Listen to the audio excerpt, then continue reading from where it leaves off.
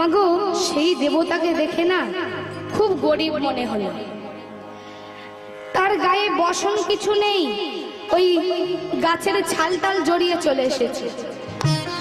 সেই দেবতাকে দেখে খুব গরিব মনে হলো। আর দেখতে না ঠিক বলাই দাদার মতো। ওমা, বলাই দাদার কিছু পুরনো জামা কাপড় থাকলে দিও তো, কাল যখন গোঠে দেখা হবে দিয়ে দেব। জানো মা, সেই দেবতাকে দেখতে বলাই দাদার মতো, তাই আমরা মনে মনে ভেবেছি আমাদের তো বলাই দাদা আছে, কিন্তু বলাই দাদার তো আর দাদা নেই।